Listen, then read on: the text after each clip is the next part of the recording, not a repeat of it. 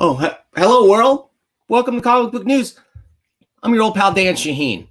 Hey, today we've got another exciting power panel. I'm here trapped alone in the Batcave, hiding from the pandemic, but I've got with me an array of, what else could I call them but super friends. So let's bring them in one at a time. First, let's start off with brand new to the show, somebody who I've wanted to talk to for a long time. Today was my first time talking to him face to face. He's a former publisher, former executive at Diamond Comics, former publisher of Pacific Comics, one of the most important independent comics labels of all time. I want to bring in Bill Schanes. Bill, welcome to Comic Book News. Hey, Dan, how's it going? Going great. Hey, thank you for taking the time to be here. I really appreciate it. My pleasure. So I'm like, I have a zillion questions just for Bill, but I got to hold him back because we got a panel show to do. But I hope that we can bring you back in the future for like a long interview to talk about what you've done and what you're doing. I'm totally game for it. Awesome. All right, let's bring in our next newbie. He's a comic book retailer, comic book journalist at The Beat. Let's bring in Brandon Schatz. Brandon. Hey, Brandon, what's the name of your shop again? I'm sorry. The name of my shop is Variant Edition. We're located in Edmonton, Alberta, Canada. Oh, awesome. Great. So you'll be able to... like the different Canadian experience to a lot of what you guys are going through. Yeah, absolutely. We'll be talking about distribution and I know that's heavily affected the Canadian market. So that's fantastic. All right, next, let's bring in... Oh, man, he's only been on the show once before, never on a panel. I'm just going to say it. I hate to say it to any other publishers out there, but like my very favorite comics company is Fantagraphics. And so I'm really, really pleased to bring in Eric Reynolds from Fantagraphics. Hey, Eric. Hey, thanks, Dan. Appreciate Eric, that intro. I'm sorry. What is your official title at Fantagraphics? I don't have it handy here. Officially, I am the associate publisher. Okay. But man, you were the former editor of the Comics Journal during the golden age, not just of the journal, but just of comics journalism in my mind. No offense to these other journalists on the show, but man, the stuff you were doing back when you were the editor, I really loved. That was my all-time favorite comics magazine. Thanks. That was, it was me and Tom Spurgeon, and we had a good run, that's for sure.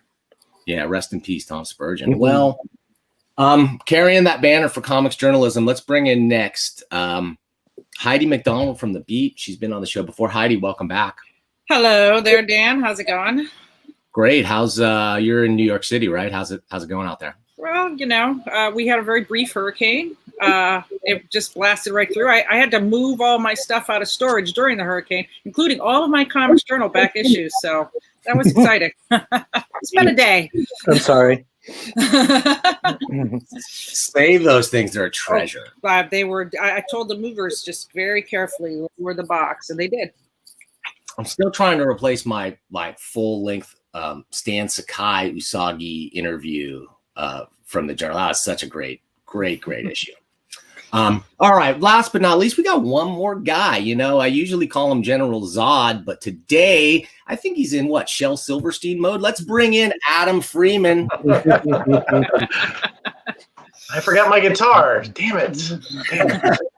Okay, guys, welcome to the show. Thanks for coming. Really appreciate it. So we've got comments coming already, but guys out there watching, we appreciate it. There's 28 eyeballs watching right now. So unfortunately, these guys aren't going to look at the comments while we're talking, but there's a Q&A section at the end. I promise you we will answer each and every question that comes up in the chat. So hang on, listen to the conversation, have a good time. All right. Thanks. All right. Our first topic is kind of an impromptu topic, and it's all about our good pal, Brian Hibbs, man. There's not too many retailers out there with as high a profile in the industry, but also who have just done as much. Like this guy sued Marvel and put money in the pockets of every single comic book retailer out there, including myself. A couple of G's right in my pocket, man. That's something that you can't forget about. So I want to just go around and the table here and say, what does Brian Hibbs mean to you and to the industry? Let's start with Bill. Well, Brian's often considered very controversial, but in reality, his thoughts are he really thinks it through his comments. He's got a good vision of what's his store mandate is, which is much more of a reader-friendly store, not so much collectible store, but reader-friendly. The store doesn't have a lot of merchandise in it, but it really is does a lot of hand-holding with the customers that come in. And I just love his editorials. I often disagree half the time or more with each one. He and I have had some great battles, but all around really well spoken and really rooting for him in a big way. Yeah, me too, man. I can't underscore that enough. Hibbs says a lot, and he knows it, man. And not everybody agrees with everything. I don't think anybody agrees with everything that guy says. But man, there's enough really smart people that do agree with enough of what he's got. He's got enough of batting average that he's top notch. Brandon, what do you know about Brian, and how do you know him?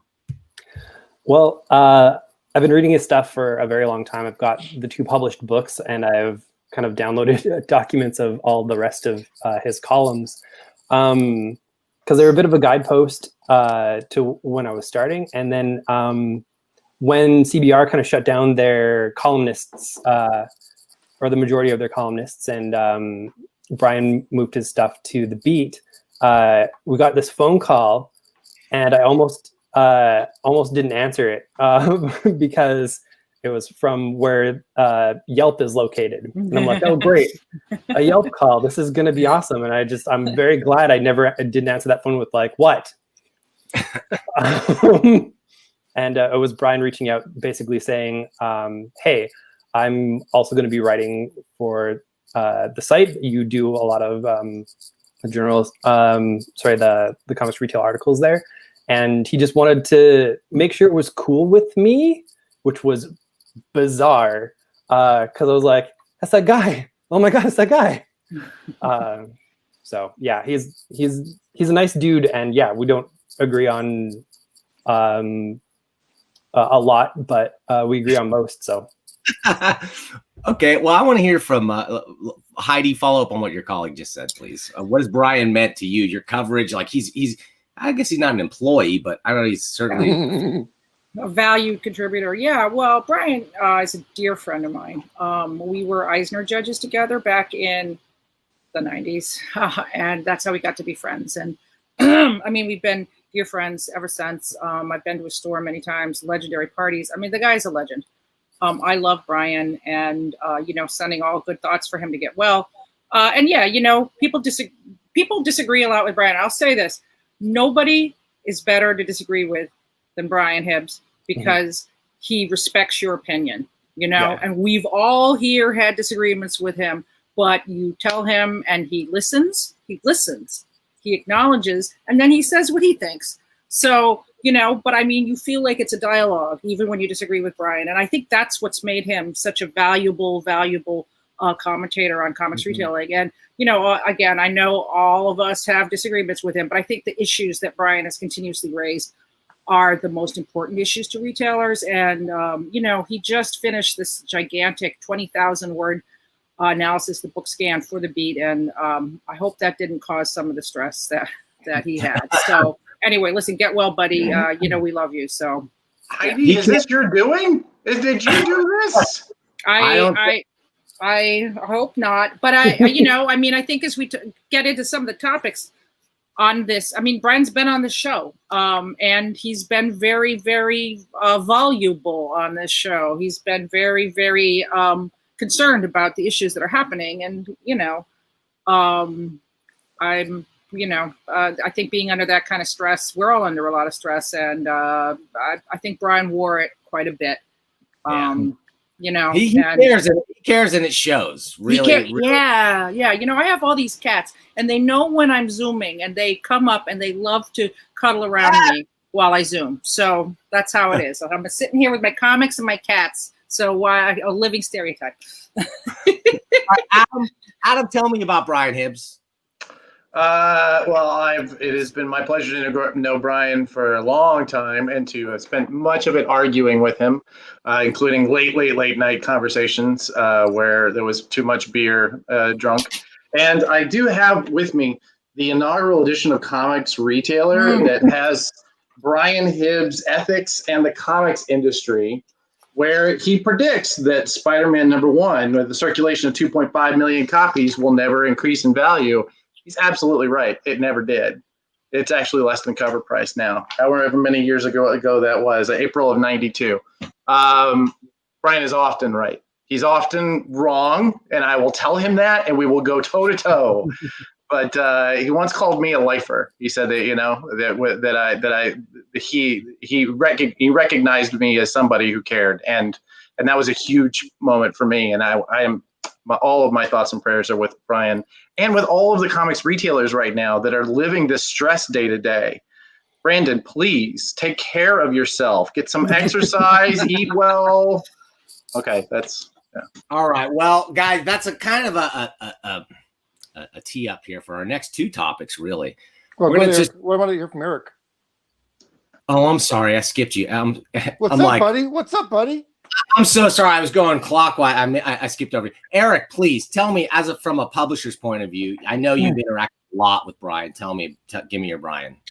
More on a personal level, I've known Brian for about 25 years. We're very close in age. We've kind of grown up, in the comic book business around the same time.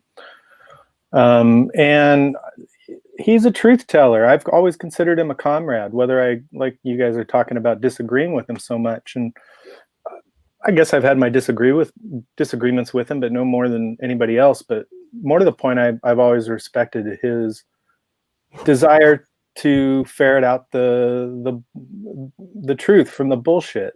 Mm-hmm. Yeah. He's kind of like I've always seen him as kind of an ombudsman for the industry, for retailers in particular, but also for publishers and the whole the whole supply chain. Yeah, get well soon, buddy. We need you. Yeah. Dan, can I say one more thing? Of course. Just a real quick thing. The other day, the announcement came out. I think it was, I can't remember if it was from Midtown or Discount. One of them stopped taking phone calls from retailers. Mm-hmm. I forget which one announced that. It was UCS. Right. It was. And I was just typing an email to Brian, like, "Hey Brian, it's been like 5 minutes, and you haven't blasted them out of the water yet. What's up?" And I typed it up, and I forgot to send. And I'm like, he didn't respond. Brian always responds to me. Always responds. And I'm like, what's up? Because he'd be the first one out there with like, what are you guys doing? No phone calls. What's up with that? And then it's in my inbox, like just pending. And then we hear about Brian's, Brian's heart attack. I'm like, holy shit, man! It took a lot for him not to respond. DC did it. Well, on the one hand, we need Brian back, but on the other hand, I hope he takes a big long break and is doing anything but thinking about comic book retail right now. I hope. Yeah, and I mean, just speaking as his editor, I mean, he didn't write a monthly column for me anymore, but he wrote, whenever something big happened, Brian wrote a column, and it was quoted and read and everything. And so I don't expect to have a column from him for quite a while. So there's some big shoes to fill that no one will. But Brandon, I'm looking at you. Okay, like, yeah, you gotta step up, man. I just got caught up on all of my DC changes. So all right. Well, Brandon's going to be a little bit busy, I think, too, because you know what? We've got, I had hoped by now we'd be talking about we flattened that curve and we're cruising our way to we're past this thing. It's in the rear view mirror. No, it's glaring. It is right in front of us. It is looming bigger than ever due to, I'm just going to say it, a complete failure of leadership at many, many levels of this country, but particularly at the top and at the federal level. But we're not going to talk about that. We're going to talk about not the cause of these problems, but the effects now, right? Just when we thought and we hoped stores would be opening back up, shoppers would be out there moving again, it's looking like we're going to have to clamp back down. I want to start with, because I forgot you last time, I'm going to start with you first this time, Eric. I'm sorry. I want to know, from what is Fana seen in terms of effect due to the pandemic? Did it spike your mail order? Did it kill your order? What's been the effect so far, and what are you seeing in the near term? The main thing that I've seen, even up to this point, 5 months in, is just the constant state of flux. It's impossible to get a straight, understanding of what's going on. And yeah, we did. The one thing that we've seen is a large spike in e-commerce, but it's not enough to make up for the business that's been lost at the retail level, although it certainly helps.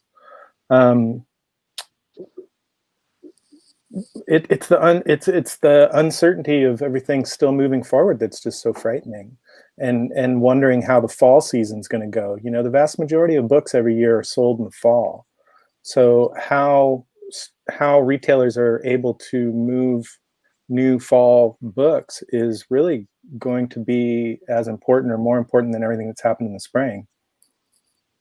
Right, and I would think now with Fanta sort of being focused more on books and on the bookstore market as well, like a lot of that comes from browsing, people being in the shops and being able to see them, right? Like online only goes so far for Fantagraphics. You said there's been a spike, but has there been a noticeable depreciation in orders, say, from the book channels as well as the direct market? I mean, from March to June, you had every retailer in the country basically shut down, or at least operating at, with severe restrictions. Is that affecting backlist orders more, or like did it lower the front list orders on new stuff that's being solicited? Everything. It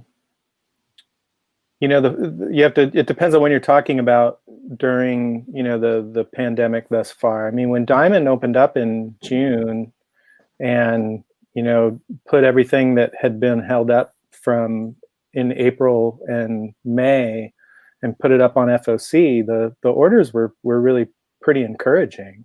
But that was almost simultaneous to the government, encouraging everybody to open up that first week of June, and that's when the spikes went up. And I don't think we fully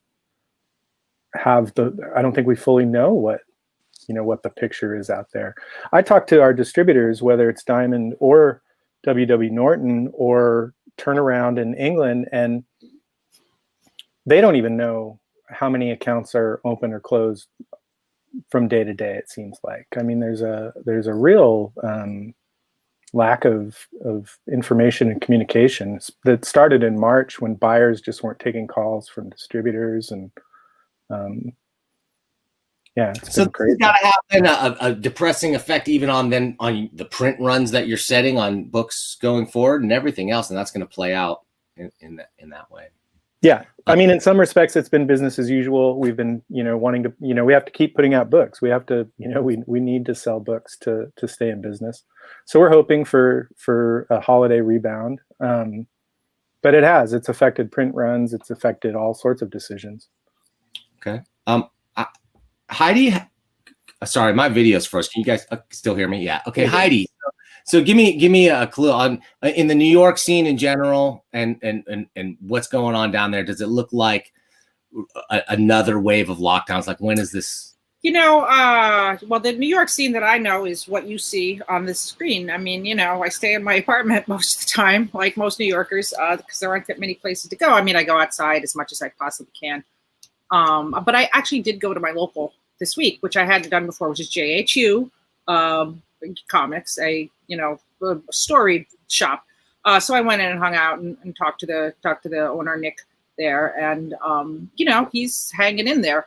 I think everybody's hanging in there, and I wrote about this a little on the beat, but and I think I talked about it on my other podcast. But to me, the biggest thing right now is that the CARES Act has ended. Everybody I know who was unemployed, which is a lot of people, 1 out of 10 people, was getting unemployment, and guess what? They were okay. I mean, that's why mail order is staying strong. That's why e-commerce is still in there, because people were able to pay their rent and were able to pay their bills and had nothing to do but go online and shop. If they lose that money, I don't even want to think about what's going to happen. Yeah, we're going to see. And now I'm an eternal optimist, so I'm going to say that cheap entertainment is still something that does well in economic hard times. Comics have always done well. hard times. So I'm going to hope that still goes through. When they just released Mulan at home, you're going to pay $30 to see Mulan at home. Wow. So, compared to that, buying I'll stand up for the pamphlet, a $5 comic book is a pretty good deal. So. Okay. Say, Brandon, so up in Canada, are you guys having as much controversy with people refusing to wear masks for whatever ridiculous reasons? Yeah, on a quite a lesser scale. We're kind of mirrored in a lot of ways, and I'm in Alberta, which is basically Canadian Texas. So we're kind of rolling with that kind of stuff too. Our main cities, Edmonton, where I am, and Calgary, have actually, as of August 1st, masks are mandatory inside businesses. But for the most part, it's pretty business as usual. I live like a block and a half away from West Edmonton Mall, which may or may not be the world's largest mall. It depends on the moment. And they seem to have a lot of cars there all the time. I am terrified to go in there myself. But yeah, here in Canada, it's scaled down quite a bit, but partly I would say it is down to approach. Let's put it judiciously. Okay. Adam, what are you hearing from your clients and your customers? Adam I call him a sequential sellsword. He is to the common business card. So tell us, what are you hearing from your clients? I'm hearing a lot from the retailers. I couldn't figure it out. Like, I'm talking to all these people who are saying they're seeing 50% of their annual revenue right now. I'm also talking to others who are saying that they're seeing huge, like, record-setting profits. It's like, and trying to balance out the two of those, I didn't quite understand, so I started poking a little more. And what I found is that Heidi's right. The CARE Act was huge, but beyond that, the stores have had access to cheap money. Like, they're getting these loans from the government that they're not going to have to pay off until they're in their 80s. So the stores themselves are doing okay, and they're versatile. I mean, part of the reason the direct market is still around is that there are all these individual stores.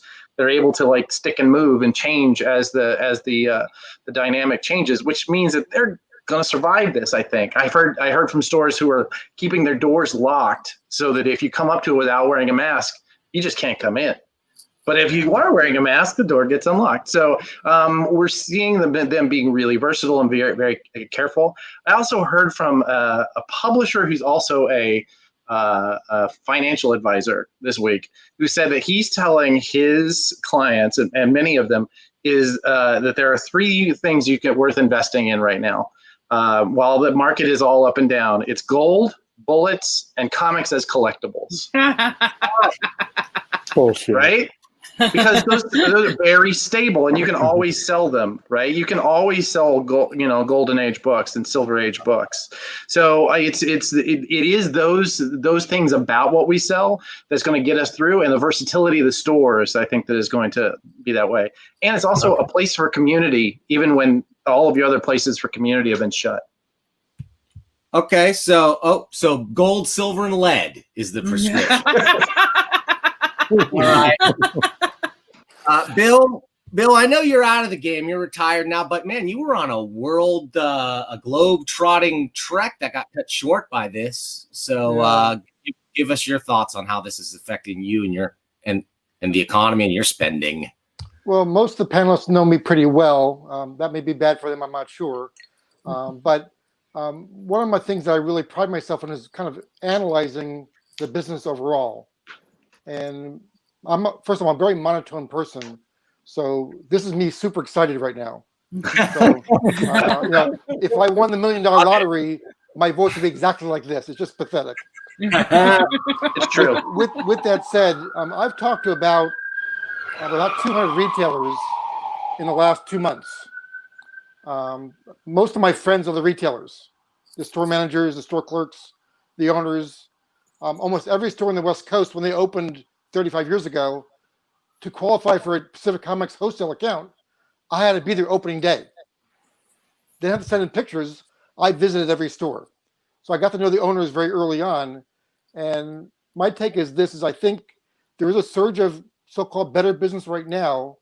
I think that's going to be somewhat short-lived, only because there's been a pent-up demand to buy new material. Mm-hmm. And I suspect that the balance of this year and quite a bit into the next year, we have some very challenging times ahead of us. I don't expect good leadership at any of the top levels, government or otherwise. No one's showcasing any kind of real long-term prognosis. And my feeling is that the retailers are going to have to really hunker down. Those that are being very creative, that are thinking outside the box, that are doing things they don't naturally do, have a better chance. I think the store count's going to be reduced dramatically. Hopefully not to the point of a critical mass, but I have a concern that as we get down to the store counts, and no one's reporting store counts right now, because I think it's not good news. We're going to have a problem where publishers are going to have a problem printing books for profit. So I don't want a scorched earth scenario, but Right. as we lose, especially larger stores on a per store basis, their stores are more meaningful from a volume standpoint than a brand new store. Right. Every store is important, but the more established stores have more volume attached to them. So when they close, it's like 4 or 5 little stores closing. Right. Exactly. Right. So when those big guys close, man, it hurts. It leaves a mark, and those are the leaders we need out there, and they're getting scorched pretty badly right now. I'm pretty concerned for them, and I'm hoping to do my little part here in a few weeks' time with some special initiatives that a couple of panelists here know about, but I haven't made it public yet. But I'm hoping to help a little bit.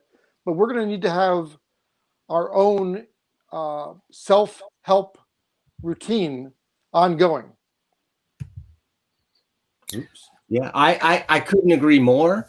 I think that the one thing that this pandemic has highlighted was that it's not just losers. Like, it's picking winners and losers based on their business model and their ability to adapt to that business model. Those that put in the work the last 5, 10, 20 years even to go online, make those investments, to have the systems to be able to handle mail order and do things effectively, were able to make the transition far easier than those that did not.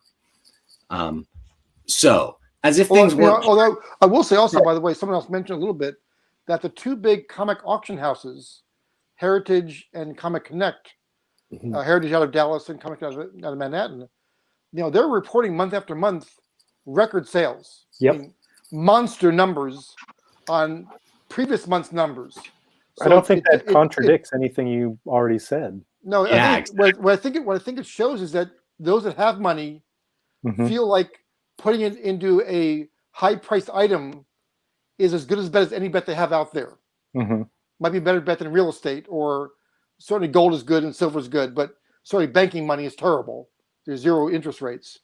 But that's an encouraging sign, but it only affects 5 or 10% of the customer base. Well, I think if what you're saying about lowered print runs is true, then Bill, then there will be pandemic comics, there will be pandemic collectibles, because they're going to have such low print runs. Right. And we'll look back on this pandemic age. I think another thing that just I thought when this all began it would be done by the summer. Foolish me. And I never in my wildest dreams thought that we'd be here at the end of August and looking at the situation that we're in. And, I think as this drags on too, I think it gets harder and harder for a lot of people to kind of pull themselves out of it, and I think, in order for stores to prosper, something has to break through. I think there needs to be something really exciting, to happen. Every time I went to a Diamond Summit, Bill, all the retailers would be like, I need something to bring people into my stores, and I think we need something to get people excited about this, as we recover from this at some point. And I was in Central Italy when the Wuhan virus came over to Europe, and kind of hit Italy was the first, Northern Italy was the first foreign country outside China got really hit hard. And that was just 200, 300 miles above me. I'd been in Italy for a couple of months. And it got very clear to me that the Italians weren't taking it seriously, and therefore nobody else would either. And so without, quite honestly, a global shutdown, which is just basically almost unattainable, Impossible. we're gonna be roller coaster riding for a couple of years. I mean, this is not gonna be a quick fix. Wow. Anyone says it's gonna be over the end of this year, that's fantasy land. That's fantasy land. That's absolute fantasy land. Yeah. Well, but luckily, man, amidst all this chaos, we can rely on the rock that is Diamond, right? And they're one distributor, right? So as long as, wait a second. We've got a whole new distribution universe happening, right? Because what better time to completely switch up the retailers' day-to-day operations and dramatically affect everything they're doing than right now in the midst of this chaos? Bill, you started alluding to this about leadership at all levels, not just the economic. Tell me a little bit about what you think is going on with DC's pull out of away from Diamond and this move to two new distributors and the chaos that's ensued. Well, for almost 28 years, I was involved in those contract negotiations with the big publishers during the exclusive wars, during the exclusive time that Diamond was the dominant player.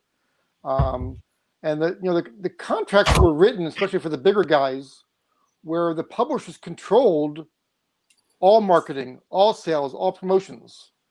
And Diamond was a distribution partner, a logistics partner. I don't think many people understand that, if DC didn't want to promote something, Diamond was not going to promote it on their own. Diamond was DC's spokesperson. Most people miss that subtly quite a bit. Same thing for Marvel, Dark Horse, and so on, for the larger 5 publishers. So when the changeover happened, I had no problem with DC leaving Diamond, quite honestly. It just should have been in an orderly fashion. Mm-hmm. We don't have, in this time of desperate need, we don't have wartime consigliaries, which is Paul Levitz and Bob Wayne. I mean, Paul might have said, I'm going to leave Diamond. I don't think he would have, but he might have said that. But he said, here's a 12-month plan to roll it out. Yeah, we're going to announce in June. In January 1st, then we're going to do the FOC changeover. And March, we're going to start shipping comics to the new guys. But they would have stayed with Diamond as well. That would be my gut take. Yeah, no wartime concierge. We got a house full of Fredos over there, Bill. So what would it have looked like? What would an orderly transition have looked like in your eyes? That's what I want to understand. It would have been a 9-month rollout, announced in advance. Not a 9-hour rollout? What are you talking about? Eric, did you want to get in there too? Did you have something to say? To me, it begs the question. I agree with everything Bill said, but it begs the question then, so why did they do it this way? Why did they feel so compelled to feel there was such great urgency to do this at a time that to everybody else's eyes is clearly the worst possible time? Why? It's time for the tinfoil hat. Let's go, guys. Why? So again, I'm not privy to the current contract negotiations. So I'm 7 years removed, although I have friends at DC and I have friends at Diamond and blah, blah, blah. My take is that the changeover in executives lost the sensitivity and didn't understand the true nature of the Diamond contract. And there's power above DC Comics that says, why aren't you number one? We're Warner, we're AT&T, we're these 18 other corporations. And if your distributor's not doing it for you, find somebody else. The problem is that they found other people that are really good guys, but not equipped to handle that kind of volume change overnight. Do you think it's a vote of confidence in the, or a lack thereof, in the format, the comic book format itself, the periodical format? Well, I think it's a lack of understanding it at above DC about what happens in the direct market and comic book stores. I don't think that Jim Lee had a good listening voice. I think Paul Levitz knew who to call at Warner Brothers to discuss the subtleties of our industry. And I'm not sure Jim Lee, who's a tremendous talent and a consummate professional had that same relationship with a higher up person where they would say, Paul, I'm going a different direction. But Paul goes, yeah, but you don't understand.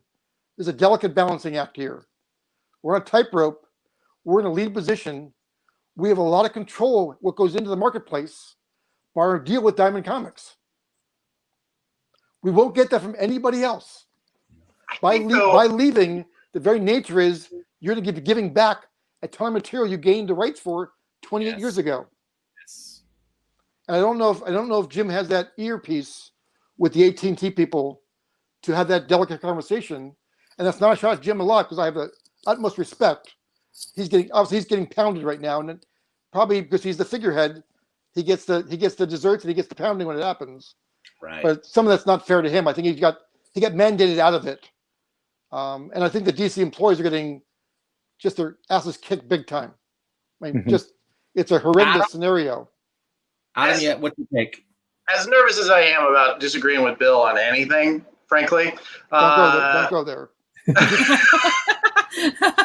I think there is something to be said for valuing what the reasoning they gave, which is that a single point of contact, a single person, the owner of this company was the only person who decided to shut off the switch for everyone.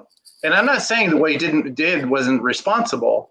I mean, I personally believe it was incredibly responsible to kind of slow that flow.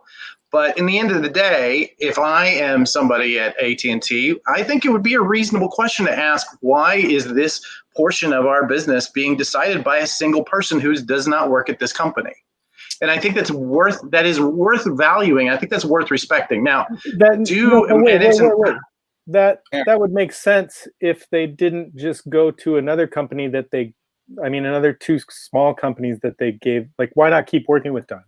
Okay, so let's assume, again, I can tell you not in the room, that, I'm not in the room, but let's assume for a minute that they did, right? So they did initially give it to two different companies that didn't split up, but now those two companies are technically competing. So at the moment, for the first time, you get a decision about who you're going to buy DC Comics from. What? But there's no not geographically. They're not. No, not even geographically. No, that's ended. That's over. You can decide as a retailer who you're going to buy from for the first time. I heard that there isn't DCBS opening a facility that's on the East Coast or more easterly, actually. Oh, wow. You know what? Possibly. I mean, ECS and Loon are both, and I do choose to call them by those distributor names because they are different organizations within those organizations. All right. But they are both. Sorry. He's right. There are growing pains. Would it have been optimal had we had a 9-month rollout? Absolutely. But again, none of us was in that room. None of us knows who told who to sit down and shut up, right? And we don't know which side of the room that the conflict came from. Many of my best friends work at Diamond. I never want to say that they ended up, making this problem. But what I am saying is that I know that there are people on both sides of that conversation who value these stores and value this product. And I know that they're working night and day because I talk to them about trying to fix this, and that this is a huge issue that they are all working overtime to try and resolve. So I think that there's a certain level of respect you have to give to the reasoning that was given, and not just say they were looking to screw everybody over. Well, just to jump in for a second, they did screw everybody over. I think they did, but I think Jeppy mentioned early on that DC had renegotiated their contract a year or two back with an out clause. This was not a 1-week decision. I think it had nothing to do with Diamond shutting down. I think it was irrelevant. I think that was a byproduct of DC had made a decision, and they decided that was a line in the sand, and it coincidentally lined up with Diamond shutting down. I actually don't think that Diamond shutting down played a role in that final decision personally. I think it's more likely, to my mind, I think it's more likely that they saw this as a perceived weakness in their flow, and that they gave themselves an out. And when the time comes that they needed the out, they use that option. That's what timing, though? What timing? To me, that's you cannot ignore the choice to do it when they did it. It seems like a blunt tool, a negotiating tool, but I agree. I'm going to parse the Adam tea leaves and say what you're saying is that maybe Diamond decided to play hardball and say, hey, man, we haven't had new terms for a long time. You're going to have to pay a lot more now to use us. And DC just flat out decided to say, I can add a little flavor to that, actually. I don't want to dominate the conversation, but historically, if you look at Diamond, when Marvel left to go to Heroes, when he bought Heroes World, if you read the statement from Steve Jeppy that next day, he said something to the effect of, my exact quote, I'm really sad to see Diamond go. Our doors are always open. Right. Always open. Very true. And he said something similar this time as well. And I can't imagine Steve Jeppy ever saying, we don't want to deal with DC. This is not this is not his material being. Now, I agree. There can be disagreements, but his very nature is he is a team builder, not a team destroyer. Okay. And the power relationship prior to the exclusive wars, for those that don't know, was always in the distributorship, never at the publisher. So pre-exclusives, for instance, Diamond had previews, Capital City had Advanced Comics, and so on. We would ask for the publishers for what's their big project coming up 3 or 4 months from now, and they would say this, this, and this, and this. And I say, well, we would say to DC, I would say, since I was the person in charge of that function, I'd say, we'd like to have a Frank Miller previews cover, and they get Frank Miller draw a cover, and I would say it's not very good. Can he redraw it? Because it wasn't very good. It was a piece of promotional artwork they were trying to repurpose in the catalog cover. Right. I don't want a second piece of artwork. I want something fresh. When the day after that deal closed and DC was exclusive with Diamond, we understood immediately the power went 180. Diamond's power went from 100% control to now yes sir, no sir. I mean, right. I mean, not with the Fantagraphics. There's still power there. He still pushes you around, Eric. Well, I mean, we always love Fantagraphics, but there's a different relationship. No, Bill's right. I mean in the infamous Levitt's memo that I leaked in the journal, that was basically the selling point from Levitt's to his higher ups at Warner's was that it was going to give them leverage that they didn't have as over the distributor. And they just give it all back. And they gave all the leverage just back right now.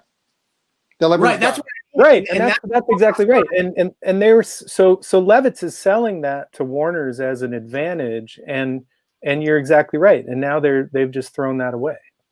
I mean, theoretically, maybe they're gaining it with these other distributors, but it seems so much like Heroes World in that it's been so haphazard and short-sighted that it's destined to fail. I could be wrong. Brandon, I want you to. We need to wrap this topic up, but Brandon, I want you to tell me. You're a retailer in Canada. There's been a lot of talk about major problems from the new distribution as far as duties and fees and shipping. Just tell us your experience, please, with the new distribution setup. I've managed to get away with paying no duties at all, and that's through a lot of self-digging and realizing that there's actually a third option available in Canada. Now it is currently through UCS, more or less, but there's an outfit up here called Universal, and they've had a sub-distribution deal with Diamond for a long time. And they're located where the Diamond drop-off point essentially is. So they've been distributing to gaming stores mostly using Diamond terms. And they talked with DC and UCS and got essentially a short-term deal approved with all parties involved to do some distribution in Canada. Now, not a lot of people know about it, but UCS takes care of all the duty. We're just paying for the shipping. The only hitch really for me is that it is through UCS. So this week, because it was a holiday Monday in Canada, I'm going to see my DC stuff on Wednesday. Now, if DC shipped the stuff out where they got it printed in Quebec, as in DCS still says, it would go to Montreal in Quebec and then come to us. So I've been pushing them on that one.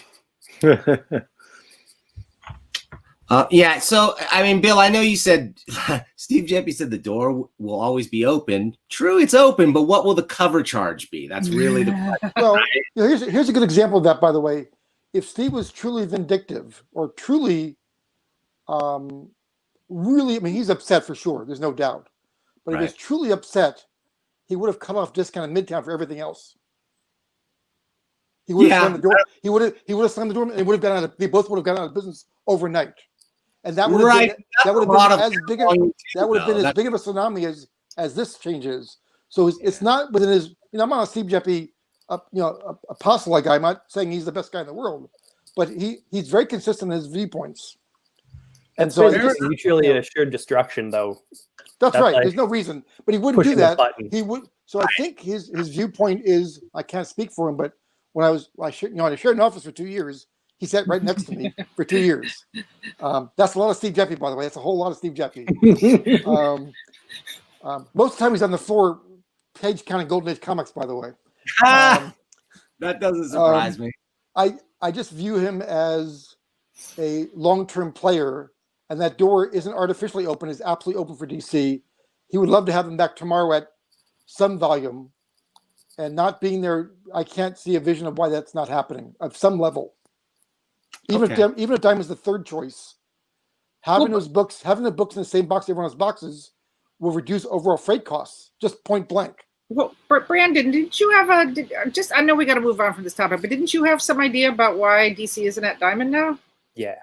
Well, and take this all with like a huge box of salt, because I was talking with some folks at DC, and their version of the events is they had that 1 month extension for their current contract that Diamond granted. They asked for a further month-long extension, which Diamond actually stopped negotiating past at a certain point, and basically said, this is the deal you're going to take, or, have fun.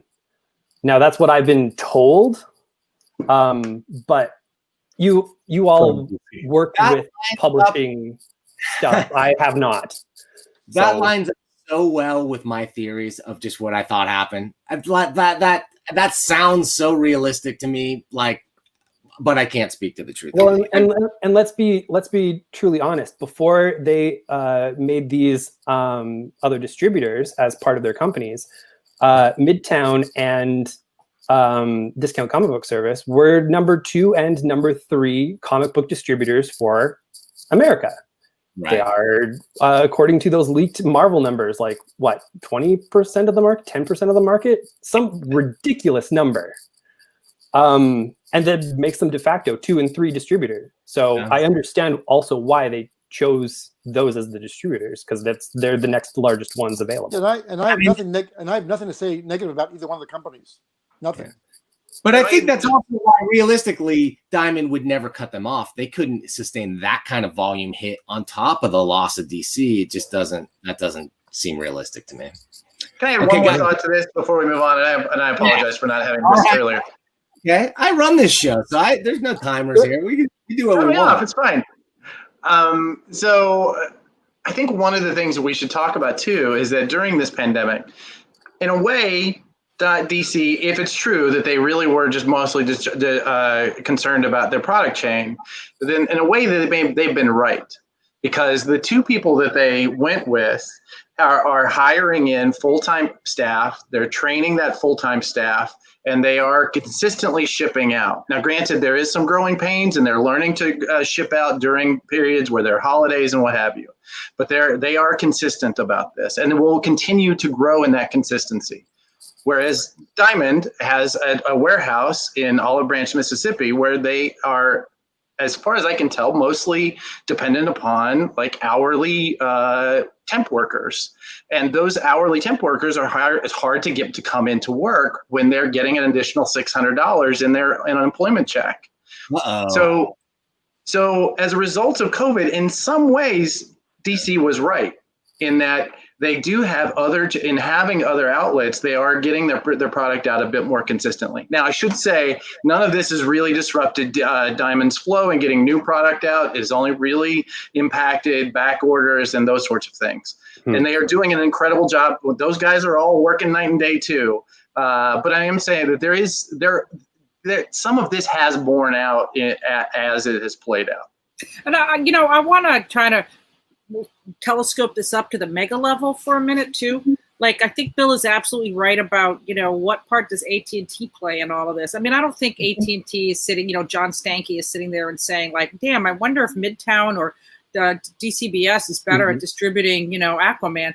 However, I complain about this all the time on my other podcasts. Like, I have a Roku. Where's my HBO Max? AT&T, like, this is our big thing. Everybody's at home. Everybody's desperate. Look at Disney Plus is the one bright spot in the entertainment world right now, right? And Netflix.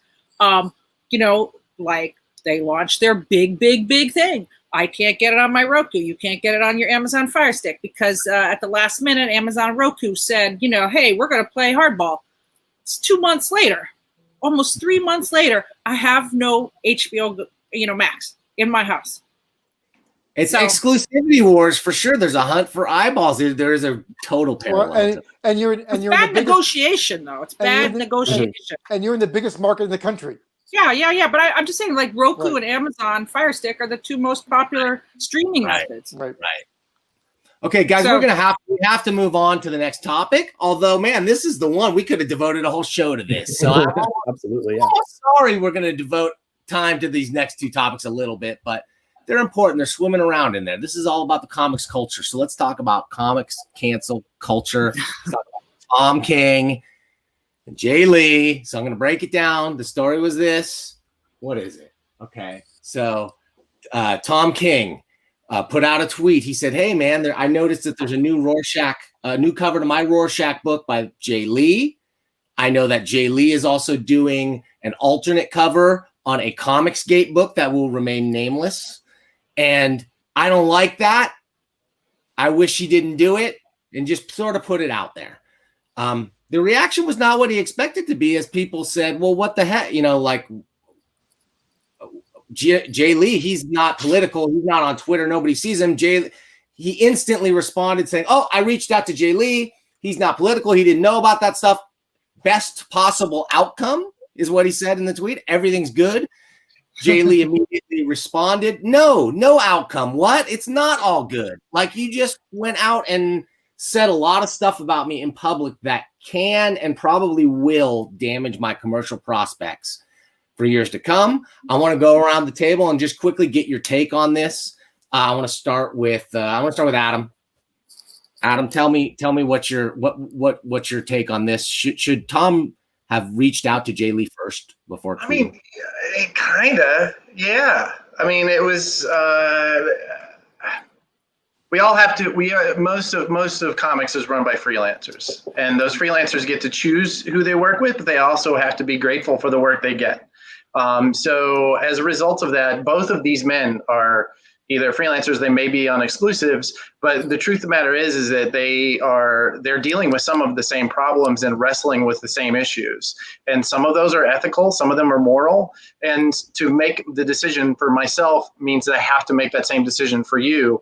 That always sits hard with me. So I think at the end of the day, did Tom go a little harder than he should have? I think so. And did Jay handle it right? I think so. I think he said, look, I made the decision for one reason. You don't seem to understand why that reason was. And the truth of the matter is you pulled me into this on one of the worst possible days of my life. So why don't you leave me alone?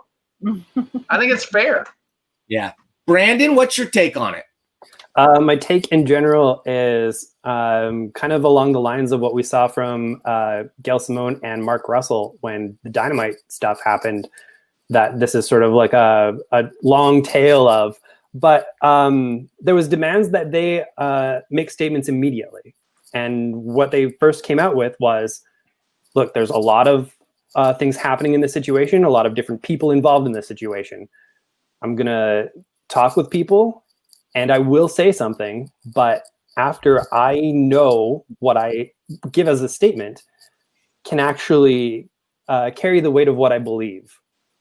And I think in that case too, like Tom King really needed to kind of take that time to sort of, all right, so I see this, now let me actually see if that's accurate portrayal of the situation that's happening.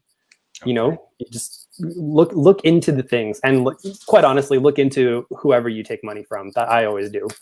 Okay, due diligence. Yeah. So, Eric Reynolds, what's your take on this? Preferably hot. I hope Tom King was not as trigger happy when he was working for the CIA in Afghanistan.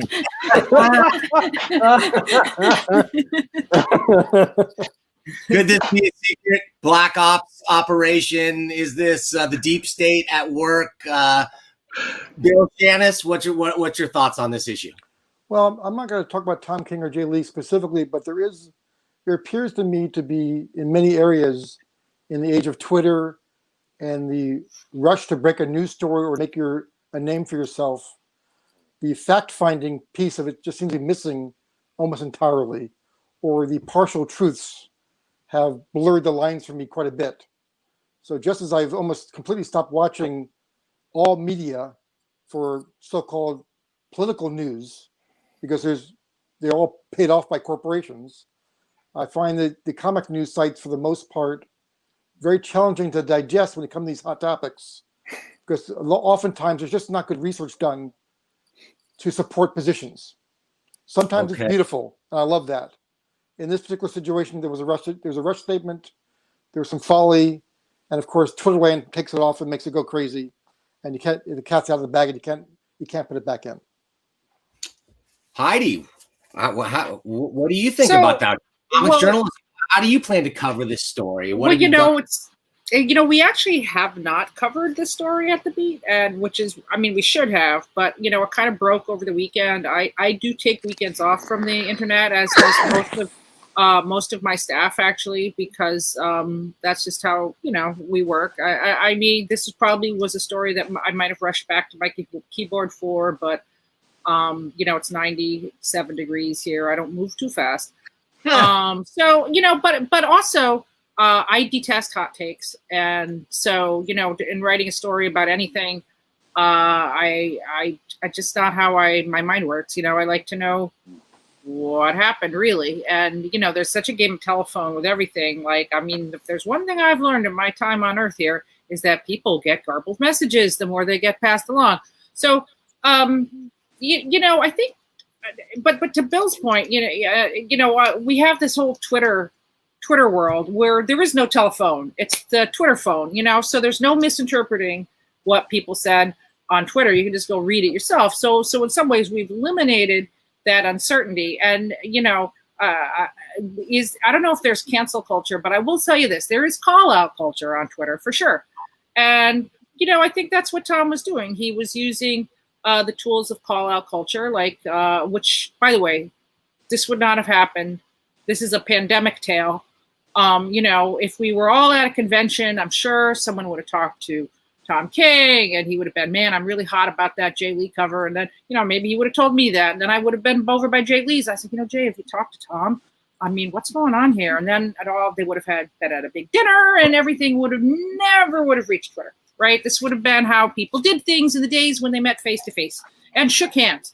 So, so Tom was kind of doing what many people do. And I think for someone in his position, which is a very powerful, privileged position, probably it wasn't the right way to handle it.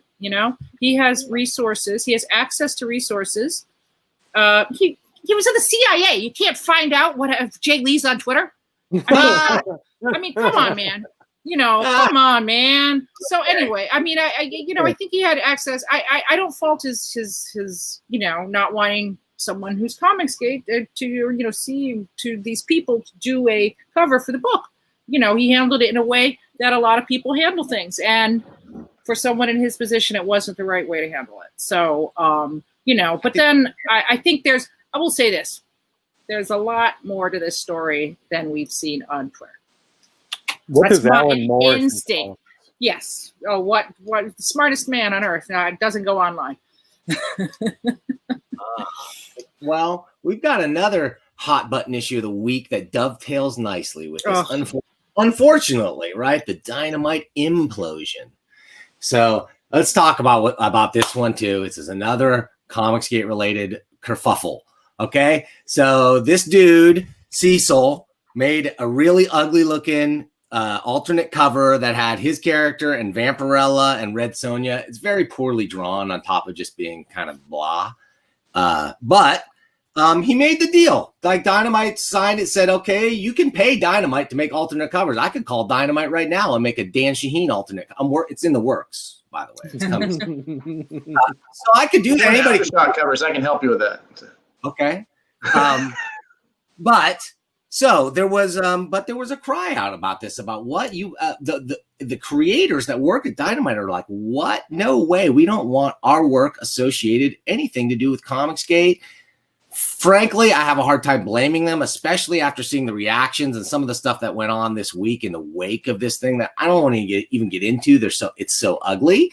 I was one who had a really open mind to Comicsgate in the beginning, but I've just come around to think it's just tainted. As a commercial brand, it's completely tainted and useless, and it's counterproductive. But in this circumstance, let's talk about just alternate covers in general. The fact that anybody can do it. Where do you draw the line? Was this the right decision of Dynamite, who decided to listen to their creative teams and stop this thing from happening? I'll start with Bill, who I know really doesn't like this stuff either, but I'm interested in what you have to say about it. Well, first of all, I should preamble by saying that Nick Berushi, the publisher and owner of Dynamite, very creative guy, very energetic. He and I have a long history of not getting along very well together. So just for the sake of saying that up front. In this particular case, I will say Nicky has historically been very in touch with the creators in this industry, very knowledgeable. He knows what's going on. So I was a little disappointed when he was kind of caught off guard that he was supporting a Comicsgate thingy, because he knows all the players. He just does. And he's been supporting it for quite some time. I read his statements afterward, his company statement about we want to support blah, blah, blah. It wasn't necessarily an apology. It's just a statement. And that was fine. My belief forever is there's way too many alternative covers. We don't need them. An alternative cover should be for a special issue. When I was at Diamond for 10 years, I was saying to publishers, which no one listened from up and down, that, a number 1, maybe have an extra cover, a number 25, a number 50, number 100, but not number 2 through 24. A number 500, that can be a special cover. Number 1,000, that's deserving. That's a rare celebration. That ship has sailed, right? Alternate covers, for good or for ill, are a big, big, big part of this industry now, and I don't see it going away anytime soon. It's a poison that ultimately will cost us readership. It just will. I think it probably already has to some degree. Brandon, what's your take on the Dynamite implosion? Well, I guess my little preamble too is the store is called Variant Edition. We don't do a whole lot of variants. It's to talk the language outside when somebody goes, "Oh, Variant Edition, what does that mean?" You go, "Well, a variant is a different cover with the same contents on the inside. We're a comic store, but we're a little different." It's a nice way to pitch it. Now, for the Dynamite stuff, it really does come down to me, the ideas of always look into who you're working with and why you're working with them. I honestly, personally, don't believe there's a situation where I would take that kind of money from that kind of group. Saying so in the past has definitely caused problems for the store with said people. But like the worst thing, at the same time, the store got broken into. I don't like the timing of that, but that's about the extent of it. And then the other worst thing that came out of that was some dude who came in and ended up spending $100 in the store to own us, which was fantastic. Do it again, whatever. But the rest of it was just words. And does this affect your support of Dynamite products? How is it going to affect your orders, if at all? So I have a blanket policy for situations like this. I've done it for different creators in the past. We will always endeavor to get the products that people are looking for. If they ask for it and we can get it in, we will get it in for you, no problem. We even offer a prepay system that makes it cheaper. If you want to pay for it up front, we don't have to worry about guessing to stock it on the shelf. That's a win-win for both of us. But I reserve the right to not hand sell your book anymore. And in that same token, for my shop, that is the difference between tens and hundreds, right? Right. Absolutely. Yeah. The support, your support behind the product. This is a hot button issue for Eric Reynolds, who he didn't want to talk about the 8-ball variant edition comic month. So instead we'll go to Adam. Adam, if one of your clients, you've got publishers among your clients as well as retailers, I know. If one of them came to you and asked for your advice, if Nick Barucci was your client, I don't know if he is or has been one of your clients, but if they had gone to you and asked for your advice in this scenario, what advice would you have given him? You know what? At the end of the day, the rest of the industry could die. Diamond could just go away. The rest of the publishers might be there. Nikki and they'll be after the thermonuclear war. It'll be Nikki and an army of trained cockroaches selling comics. They're just the man will not. He's not going to stop. Right? He is going to continually move and play. And I think that's I think Bill is right in that he has shown more savvy than this in the past. But I also think that for him, in the same way you were wanting to give. Not unless it necessarily kill a voice just because you disagreed with it. I think that's where he comes from. And so I think he was trying to walk that line. The truth of the matter is these covers are incredibly lucrative. They're lucrative for publishers. They're lucrative for the retailers that are doing them. In many cases, they're lucrative for the fans. Now, are they making readership? I don't really know, but intuitively, I bump up against the idea that it's killing readership. I hate this is twice in the same show that I'm disagreeing with Bill, but I think that there's never a good thing, by the way. Believe me, I don't feel like I'm on firm ground at the moment, but I can tell you that right this second, I don't think we have not only the right, but I don't even think it's a good idea to limit the number of lucrative things that our stores can do and that our publishers can do. And if the fans are out there to buy it, who am I to tell those consumers that they're somehow wrong in wanting this cover? It just doesn't feel right to me. Honestly, that's kind of where I come from on it as well, is that Dynamite, no matter what they're publishing, they're not making tons of money hand over fist. I know that, and anything where they could do to improve their profits and profit margins makes sense from that perspective. But I would say not understanding the negative effects that, it wasn't just making this alternate cover. It was appearing in a Comicsgate live stream and tweeting support in that stream that was screen capped and used against Dynamite. Now, I'm in contact with Dynamite. I've got some upcoming interviews with some Dynamite creators. I don't see anything wrong with associating with Dynamite, especially since I think they made the correct move in hindsight. I agree completely with what Bill said, and that he obviously did know better, probably should have known better. But I think the financial motive is tough to ignore in these times. It's really tough. Guys, we're ready to go into the viewer Q&A section. Eric is trying to bounce. He's trying to reconnect. We'll see if he comes back. Oh, boy. He just can't take the heat, frankly. Eric has the best. Now that we're done with variant covers, he's going to come join back again. He has the best background, though, man. I'm so jealous of his shelves. I got to work on my game here.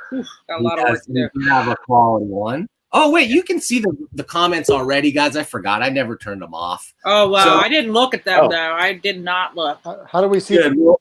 Well, we're going to go in up at the top. We're going to go into viewer Q&A. Now, you can see them because I'm going to read some of them right now. If Eric connects, he's trying to connect, man. He's doing well. It's that. I don't see them. That's okay. Okay, it's all right. So guys, we'll just start at the top, man, from way back when we started. What do you guys think of Epic Collections? We got a consensus on that. I'll ask Brandon. How are those? I really like the format myself. When I saw them, it's a format that I thought should have come a long time ago. A really thick, chunky, full color, relatively cheap format. How's that selling in your store? People are clamoring for the Epic Collections right now, honestly. There's a huge chunk of the fan base that is looking backwards towards comfort and are kind of filling their boots in that way. And the Epic ones are kind of the way to do it right now. I think it's super weird how they've come out, and that creates problems for me on a retail end to be like, all right, there's volumes 1, 2, 3, 17, 20. So and the numbering, it's like harkens back to Marvel Masterworks, kind of where it's like a completist kind of nightmare. I don't like that so much. Got any other thoughts on Epic Collections, guys? Doesn't have to be for everybody. I've said for a long time, if you wanted a license to print money, just make the Marvel Masterworks library. That not the $50 ones, a cheap format one where you're like, oh, my children love the MCU. When you then here's volume 1 with the greatest Spider-Man stories. Oh, I'll buy it. Anyway, yeah. I mean, well, Barnes and Noble did it. They got the exclusive for the software on the Marvel Masterworks. It didn't really set the world on fire. I thought it would have too. I like this format a lot better. Yeah, exactly. Anyway, keep going. Stan Sakai's amazing. Who's going to argue with that? Anybody want to argue? Because I'll take you on. He is amazing. Yeah, absolutely. Unless Bill says it, in which case I'll argue with him. That's okay. What's going on with Hibbs? Oh, we got an answer right here. He had a heart attack, taking some time off to recuperate. Much love to Brian Hibbs, everybody. Gene David Michael says, I welcome the DC Comics distribution shakeup. It hasn't been pretty or graceful, but I feel like it's causing all the distro channels to stand at attention and start dancing a bit for the retailers. I don't think I disagree with that, guys. I'll take it even further. I think there are other services that are stepping forward as a result of this. I think we're going to start seeing growth in like POS systems. We're going to see growth in advertising. We're going to see growth in event management. We're going to see growth where people had usually allowed Diamond to do what they're doing.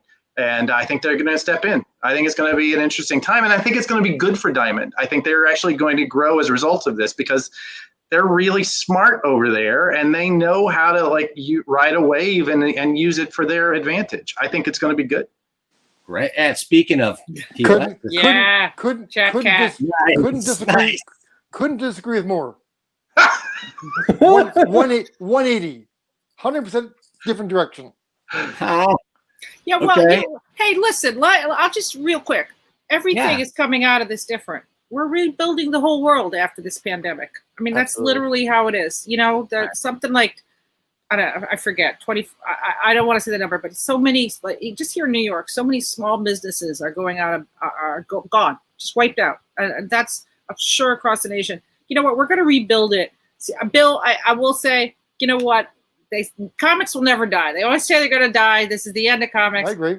But, they're going to come back different. That's for sure. I agree. 100%. All right, this comment, this is a great one because this I hear so much.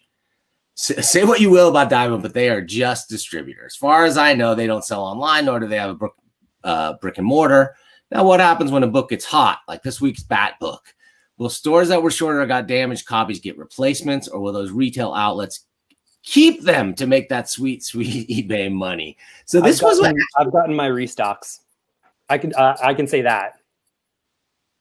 Okay, I know. Also, not to quibble, but I do believe there was a brick and mortar store in the museum for a long time. So they were selling comics out of brick and mortar. Right, and there was our Jeppy's Collectible World or whatever too. Yeah. But I mean, again, I have no problem with it. I'm just saying, if you want to quibble. Okay, same guy says. Anonymous comic book retailer says it bothered me is that 2 competitors now have access to my sales and orders number. Bill, what do you think about that? What do you think about it? Because I at first I thought, I don't want them to know all these numbers. Because what are they going to do with those numbers? Why should retailers really care about this What issue? are they going to do with those numbers? Well, I think the only numbers that mean anything is the numbers down the street. You know, if you're a store in Manhattan, I don't think the numbers in San Francisco mean anything to you at all. I see. But if you're a store in Manhattan and a guy 2 blocks down, you know what they're buying quantity-wise. That could say they're underperforming or overperforming. That could theoretically change something for you, maybe for the better, maybe for the worse. But the cross-country, the cross-continent ones, international ones, I think have zero value for any competitors. Well, I think it's only in close proximity. I think they have some potential. If you're a numbers guy like I am, I would work the numbers to figure out how to make them to my advantage. Right. Brandon? So they could more easily target different places, not through the numbers that they're getting, but just simply searching location and advertising on like a Facebook. They could have done that anyway. They're not going to get any real value. And that's what I'm saying is when all these people were freaking out, I'm sitting here just being like, no, what do you think magically happens when they get those numbers? No, they could seriously just be like, oh, that seems like a big store in general by the way that you carry yourself online, and just be like, hey, we're just gonna ramp up advertising in that area. But I think it's more. What I think is really happening there is that they said we want to show ads to areas that have a lot of interest. The areas that have a lot of interest are the ones that have a store that's creating a lot of interest, right? It's not like I don't believe that there's any sort of attack mode. Oh, this one is just silly. This is the silly note. I went back and forth on this one myself. I was like, how dare they not take phone calls? And then they go like, who the heck takes phone calls anyway? When I had my store, I just emailed everything. It was so much more efficient than And Dynamite shut down their CSR programs so that you had to put tickets in. The reason is that retailers, when they have a phone number, are horrible people because they're venting their frustration. That's why they couldn't keep CSRs in place. Bill, please correct me if I'm wrong here.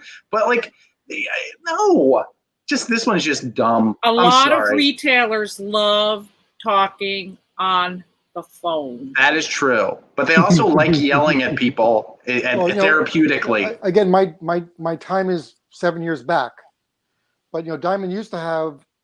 This is 7 years ago when I was there. Used to have 30 plus reps on the phone. Yeah, and they have different time zones. So the reps were East Coast, Central, West Coast, and then an international group. So there are people in the building 16, 18 hours a day answering phone calls.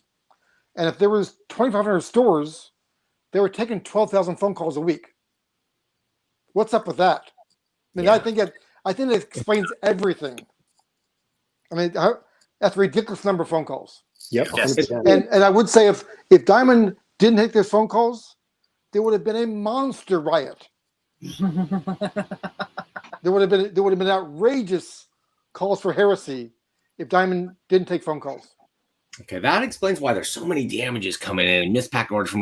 This is what I didn't get because I never had problems really with damage. I mean, granted, I got all my stuff on a pallet shipped through a separate shipper. So that probably contributed a lot to my experience. Is it one of them, Lunar or UCS? Doesn't they individually carefully, swaddle each comic? That would be Lunar, yeah. Yeah, that's so hey, they're doing the bubble wrap. It looks fantastic, and I think it does protect the books. But if you're a big account of DC and you're not going via truck, it's going to add freight costs. Yeah. Well, listen, because the bubble wrap adds a second box. Every box has the first pound rate, which is substantially more than the second pound rate. Right. You should see how my comps come from Image Comics. That's all I'm saying. So now, also, I wrote a column. I use Facebook because I'm old-fashioned and I'm the oldest person on this panel by a landslide. I put a column out a while back about, my feeling is that I think that the damage concept and the pure mint concept is really ridiculous. Correct. I would like you to name me other industries where every single product has to be perfect. Correct. Absolutely perfect. They're hard to name. I came up with a couple, but the reality is, if we said to retailers, you can get one half of 1 point extra discount, don't call anything in. You're done. You're already compensated up front. 99.9% of them would make money not calling in damages, and Dynamite would make money not processing the phone calls and replacing the few damages. The mint culture, which I used to be a collector, I like mint.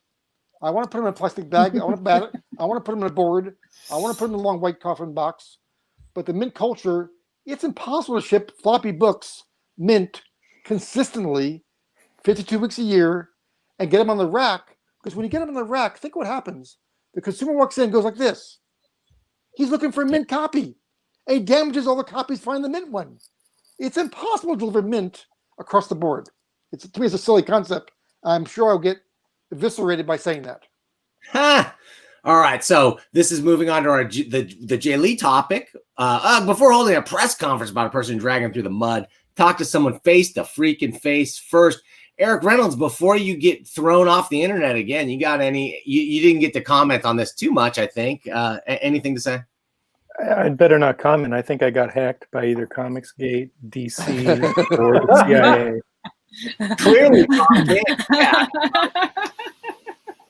Yeah, I'm glad Eric's back. Most people say, yeah, it should have been addressed, but I think it really comes down to this. Like, if you're going to call somebody out and you know that person, you have the ability to contact them, I think it just makes sense to contact them, I guess. I don't think it's hard to argue with that idea. Okay, let's see. Cecil didn't draw anything. I don't know what that means. CG is not a commercial brand. You got that right, Val. Sure.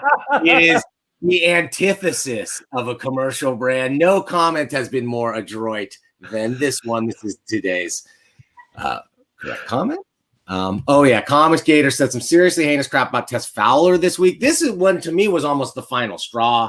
To me, personally, because I just said, like, I've been in conversation with Ethan Van Sciver before. He wants to come on this show. And I was ready to talk to him and interview him and talk to him. But then I saw this link from Twitter. It went wide, man. The guy saying, like, F you. I'm glad you have cancer because you tried to get me fired or tried to get me out of the industry. I think it was disgusting on a lot of levels. Mm-hmm. Guys, any comments on that, or is that enough said? I think there's a lot of talk about free speech or free will. And, if you choose to act like an asshole, I choose not to have anything to do with you. Bingo.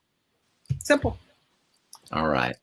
That's hard to disagree with. It wasn't just about the cover. Dynamite and Comicsgate are more similar than perhaps some of their folks like to believe. Okay, so this is where the guilt by association thing comes in. This is where the Jay Lee thing, like, is Jay Lee now? I saw the tweets out there, and I saw on Facebook a lot of discussion about this, and there are many who say Jay Lee should have known. He should have done his due diligence, and the fact that he didn't, I don't care. It's going to affect his ability to get work in the future, perhaps. Eric, what do you think, like, man? If like Jay Lee came to you, I don't think that they're necessarily his kind of publisher house, but why not? Maybe he could do something that you guys would do. Would this a brouhaha affect your decision in any way whether to publish someone? I find the Comicsgate folks and everything I hear about it so repugnant, but it's also so completely foreign to me.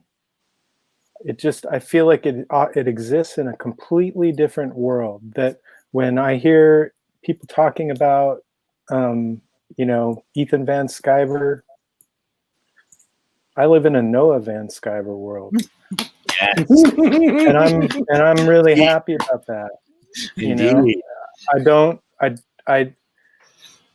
It's foreign. It's another universe. And there have always been pockets of comics that have been a completely foreign, world to me. Right. But this one is, it's underscored by the fact that it's just so morally and ethically and just socially repugnant. I want nothing to do with any of it. So yeah, it would. It would influence my decision. I want to touch it with a 10-foot pole.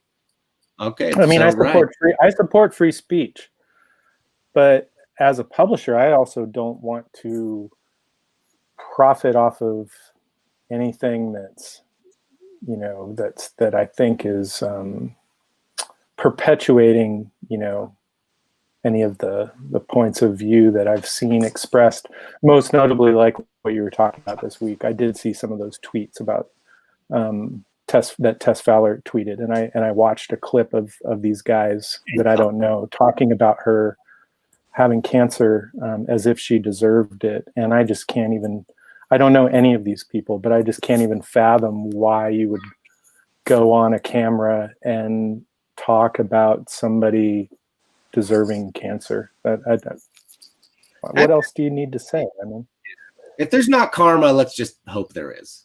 All right. Yeah. So, okay. So why are the stores going out of business? I think besides, if it weren't for COVID, shops are in trouble anyway, right? Comic shops, they weren't. I mean, the market was doing better. 2019 was a good year for comics. But if you look at the general trend line, I'm not sure. If you look at the number of direct market stores, but Adam, you're shaking your head. Tell me why you're wrong. Tell me why I'm wrong, rather. All the data I've seen is right up before COVID.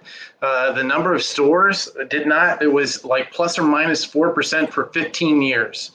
It was the most stable. It is the brick and mortar, it is the ideal for brick and mortar retail is the direct market. And post-COVID, I'll tell you, just recently I did a survey for one of my clients where I talked to a little over 100 stores, and the only ones that had closures, the only ones that had closed, when I was specifically about looking at these, were the ones with multiple locations. Like they closed at one of their multiple locations. But none of the single stores had yet closed. I don't think Bill's wrong. I think we're in for a long haul, and we have no idea what that long haul is going to look like for government assistance, for people's income. We have no real clue, and it's entirely possible it's true. We're in for a culling, but up until this point, direct market retailers were the quiet champions of brick and mortar. So I don't see that at all. This idea that stores have been closing is just wrong, statistically speaking. I just want to jump in for a second and say that I don't always disagree with Adam, and I'm not in this case. I think there is the passion of that store owner or that store clerk, the gal behind that counter, is incalculable how valuable that is. Yes. They are the gatekeepers. They are the community builders. They are all the special words. I mean, my limited vocabulary doesn't have the right words to say it all. That very few industries have. I think like people in the quilting business have that. Right. That's a tough business. No, you're right. Specialty retail, right, has it, but right. Bill and I are agreeing. Can we shut it down now so we can go out on a high? No one's recommending we invest in quilting futures, though. I don't know. It's going to be a long, cold winter, Eric. Huddle up in our homes. Okay, the reader market and the collector market at this point in time are almost completely different groups. Sure, there's some overlap. I have some collectors that collect a ton of. Yeah, that's absolutely so true. I just want to say, every time I come on this, that is brought home to me. Like talking about the variant covers, and last time I remember Jesse James, was talking about the back issues, and I was like, I think I said at the start, I was in my storage unit today. And I'm sitting on a treasure trove, okay? Right. It's like, I'm like, you know what? I don't need these things. So I'm going to try to find a home for this collection.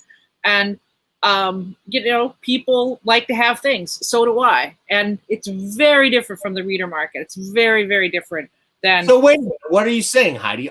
You're saying you're a reader and not a collector? Absolutely.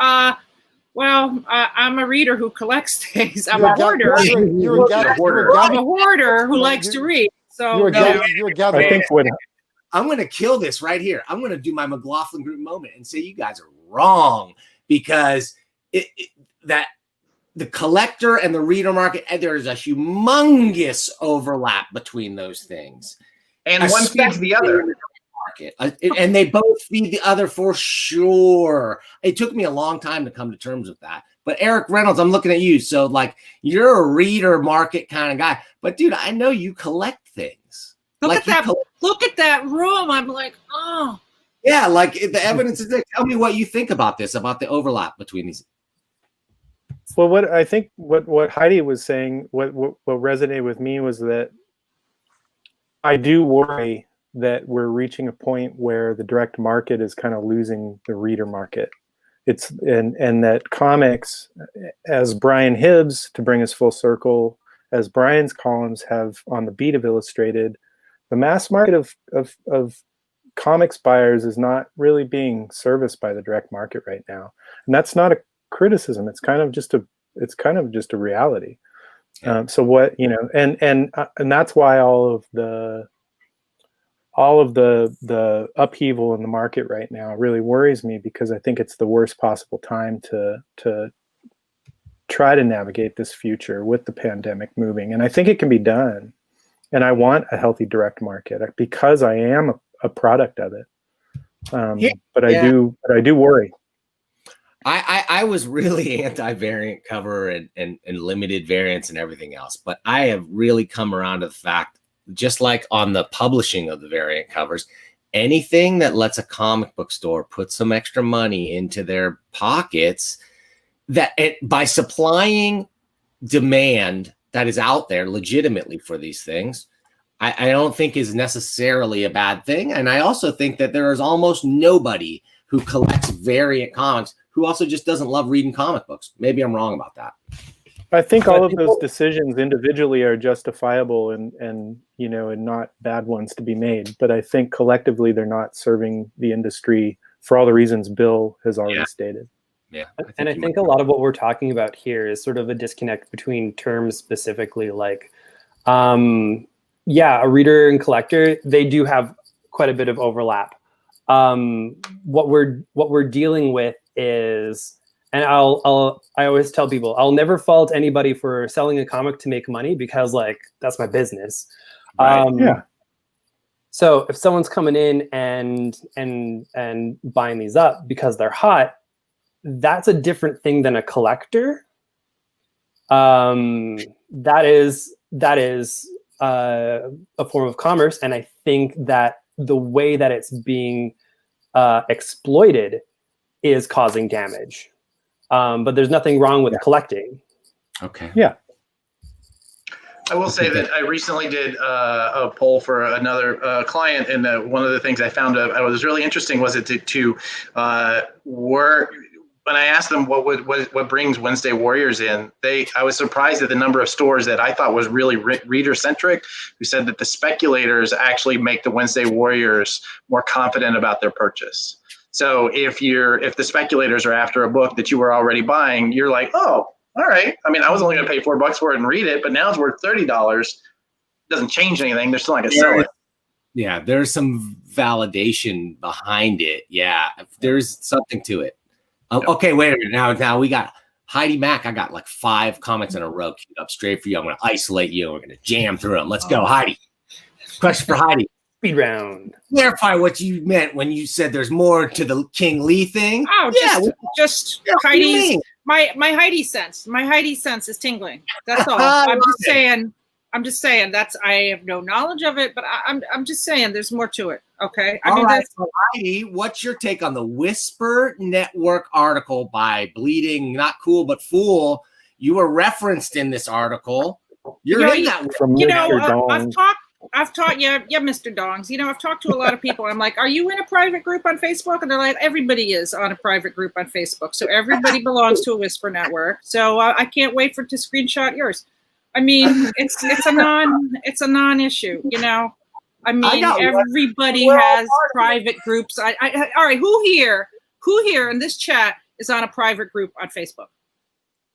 Yeah. Well, you're all in my private group, so don't lie, Bill.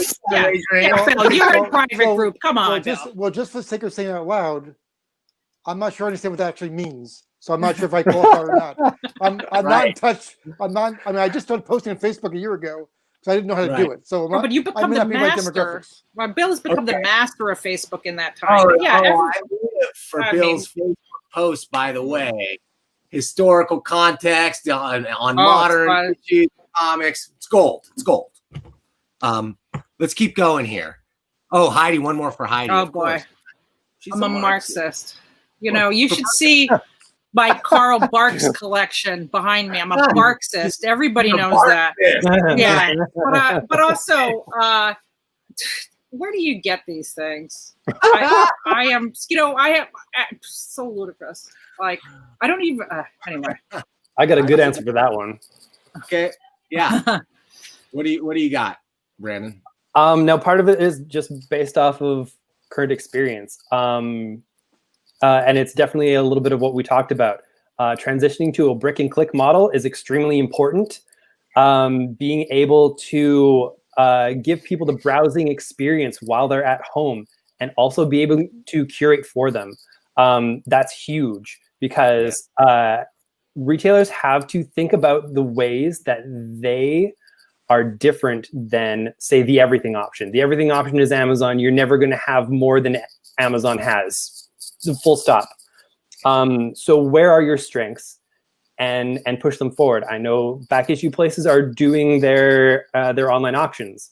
That's not our thing at all. So we're always reading and talking about the things that we've read, doing videos. When there was a non-essential shutdown where we were at, it was daily videos talking about stuff, and people are hungry to read. They just don't know what to read. Brandon, I hope you've been tuning into our Comic Shop 2.0 series. We've been looking at all the greatest tips and tools, all the software tools of the industry. We happen to be sponsored by Manage Comics and Comic Hub. And next week on this very show, the creators of those awesome systems are going to come here. They're going to demo new features. They're going to drop new things. They're going to be on the same show, they're competitors, but they just want to show the vast array of tools for the industry. So come back. You know, just real quick on that. You know, I said I went to my local JHU, and I should connect you with Nick, who works there, because he has a lot. He's very opinionated. I'm sure he'd love to chat at some point. But he was saying about how they didn't have robust brick and click. And that's exactly it. It's like, well, I guess, so one of these days is today. And, that's what, and now it's doing well for them. And some people mail order has been almost same as like Adam was saying, more than they were making before. And, the shops that are survivors, there is so many passionate, tenacious people in this industry, and they'll drag them out, like that. That's how they'll pull them out. Their fingernails will be ripped right out. So they'll do anything to survive. You see this? Heidi is a booster of businesses, of so many businesses. She's just a supporter of so many things. I'm hoping it's just parody or just somebody trying to make a joke. It's just somebody who is, trying to get us riled up here. Hilarious. Good grief. It's non-factual. I'm skipping the worst comments here. We got a couple of winners in here. I love it. There's some doozies. I had to turn off the comments because comments make me itchy. I can't do it. It's been my bane of my existence on this channel. It's been the comments. Some of you guys might have seen when I just went caca cuckoo on a couple of things when some stupid comment. I was on Usenet. I've seen it all. So, and I was on Usenet and the Comics Journal message board. So, just more of the same. Well, and just for the sake of saying it, at Diamond Comics for 28 years, I took every brunt of everyone's comments because I was the main guy purchasing. So every publisher, my best friends in the business would people I went to dinner with, and I don't do that with very many people, would count the number of letters in an article and complain with harsh letters to me about this guy had 4 more words than my article had. and you're my friend. I said, get a life. What do you want to do? I mean, because when you're unfiltered, and you're trying to support your business and you want to be emotional. And I love their spirit. I did enjoy always being the brunt end of that sharp knife sometimes. Guys, that's it for Q&A. We're going to go into predictions last here. I'm going to bring you up one at a time, then I'm going to say goodbye, and then I'm going to say goodbye to the folks, and we're going to get out of here. I got a hot tub to get into. So bring up the predictions. Oh, and let's start with Adam, longtime contributor. You'll be here a lot. So to Adam, predict something for me, please. Well, I think, I actually wrote down my predictions this time around, and I actually covered all of them. I think that exclusive covers and other exclusive products are going to become a lot more common as publishers and retailers look to find more profitable ways to work together. Like companies of all kinds are going to be looking for opportunities and places to create services, and I think that's going to be a good thing. And I think Diamond's going to continue to use that for its advantage. And I think as we look at 3 full quarters at least of COVID, and I think Bill's right, it's going to be many more, maybe 2 or 3 more, gold bullets and comics, man. It's going to be the place where people put their money. So I think the companies that keep that in mind, including publishers, retailers, tech companies, will continue to do well during this period, or at least survive. Survival this right now is really doing well. Okay. Yeah. Thanks, Adam. Stick around. And you know what? Actually, I'm not going to stick around afterwards. I'm not. Go get in your hot tub, man. I'll see you later, Adam. Thank you. We'll bring you back soon. See you, buddy. Okay. Let's bring up who? Let's bring up Heidi. You've been here before too. So Heidi, predict. So yeah, you made some predictions. Boy, I might have made the same prediction last time. I forget my brain. I have COVID brain, but I predict that by the end of the year we will see yet more comics distributors. So more distributors are coming, more choices. Okay. I like that prediction. Okay, thanks, Heidi. Thanks for sticking. No problem. Thanks for seeing you. Take care, everybody. Get well, Brian. All right, see you soon. I'll see you in the Whisper Network. Okay, see you there. Okay. Hey, Eric Reynolds, man, tell me about the future, please. What do you predict is going to happen? I think predicting the comic book industry right now is a little like what I tell my daughter when she asks me about religion, which is that I don't know, and anyone who tells you they have the answers probably doesn't. I think bingo seats. So please, no, that was bingo seats in the front row. I think that I think that the first quarter of next year is going to dictate the long-term future of the direct market. I think that as we get through the fall and publishers are getting paid for their fall releases and having their stimulus checks run out, having the CARES Act potentially run out, even if it's renewed in the short term, I think, as Bill was somewhat predicting earlier, I think that's when we're really going to start to see a fuller picture of what this pandemic has wrought in terms of the comic book industry and the direct market in particular. I think it's just way too soon to tell. I think that's a pretty wise prediction. Eric, thank you for coming in. I hope you can come back sometime. Thanks, man. Hey, Eric. Hi. Okay. Hey, Brandon. Hey. You're new to this show. You guys are the 2 newbies. What did you think? What do you think of the comic book news experience? It's fun. I really enjoyed it. And I folks who come into the store and see it are not as well produced videos online. We like talking about industry stuff, and it was really cool being surrounded by people who have been in it a lot longer and different jobs and stuff like that. Like it's good to eat up that experience.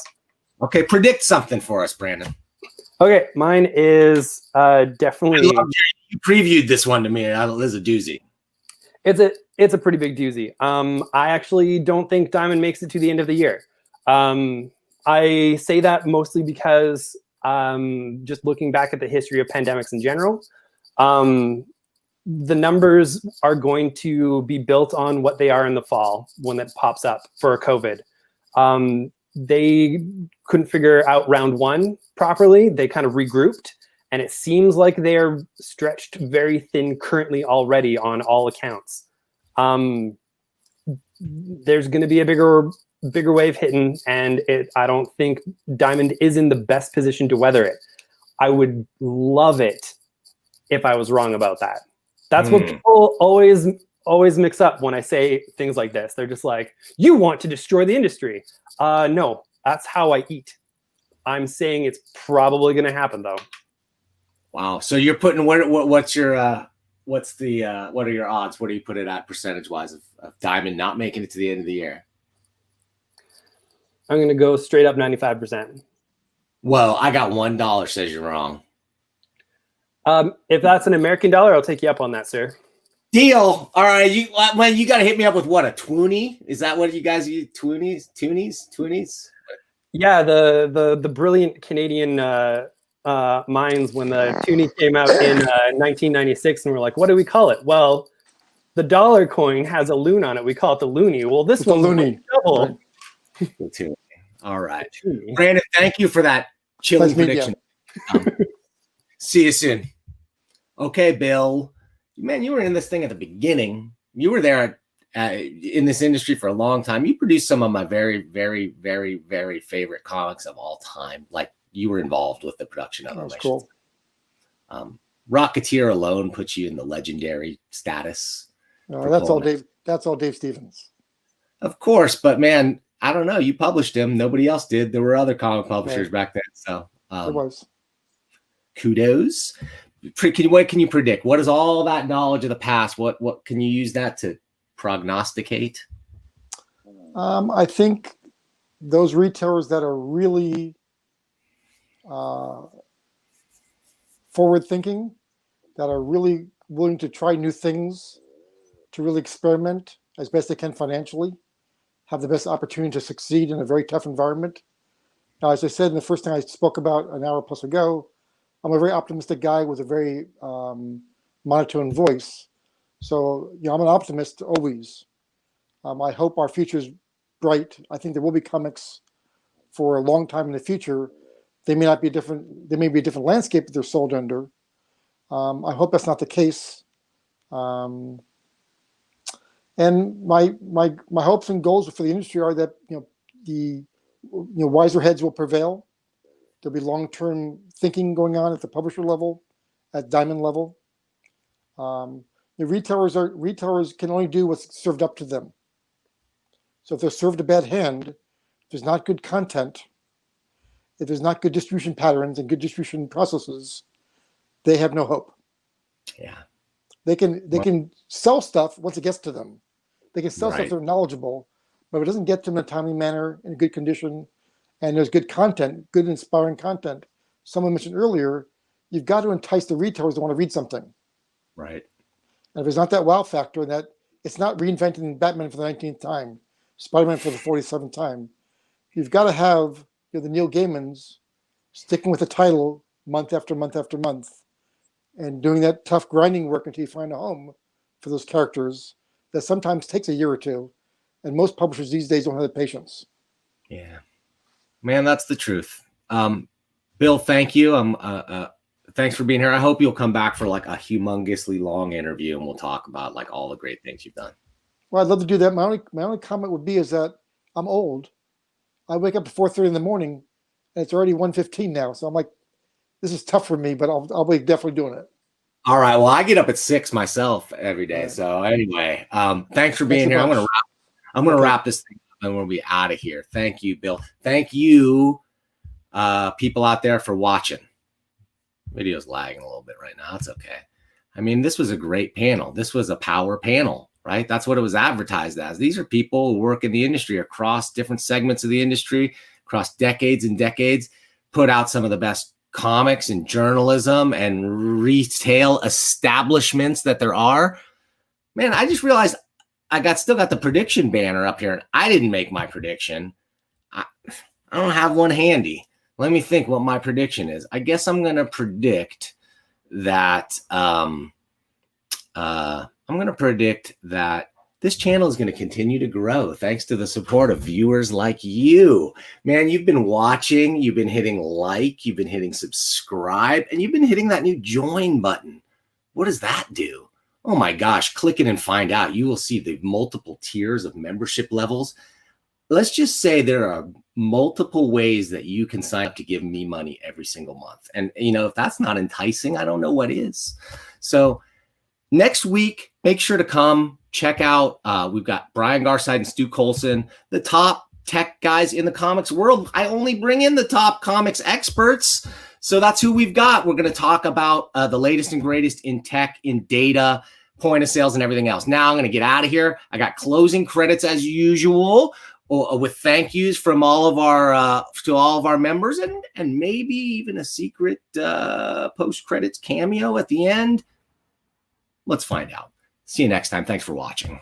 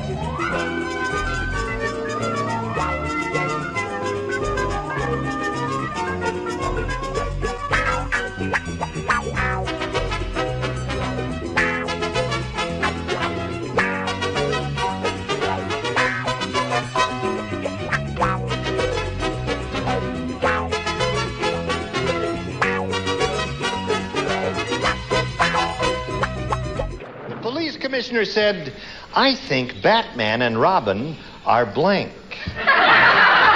Well, Charles just can't make up his mind. Well, I made up my mind. That's what I'm going to write is what the problem is. Now, Sandy, you think about it. The police commissioner said, I think Batman and Robin are... queer.